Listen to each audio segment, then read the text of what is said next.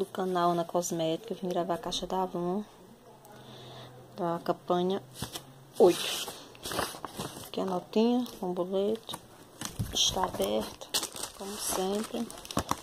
Veio um folhetinho de promoções. Esse papelzinho, gente, tô com soluço. Veio a revista da revendedora. Vou começar com os produtos. Veio um potinho da fruta, bem lindo.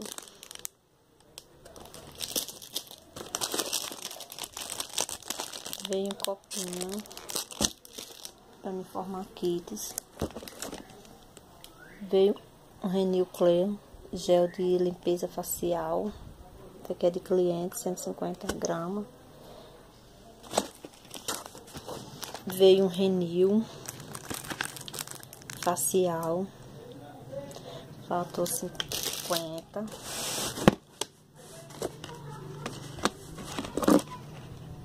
Veio 4 pó.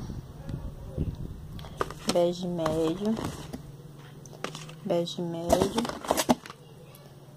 e bege médio. 4 para estoque. Veio um Musk Storm, acho que é assim que se fala. Peguei essas colôniazinhas que estavam na promoção. Musk. Peguei duas. 4.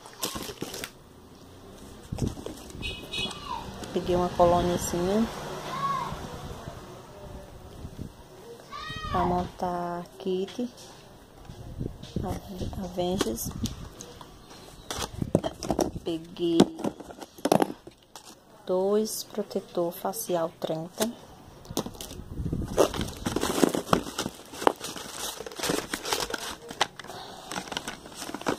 Peguei 2 reparador de ponta.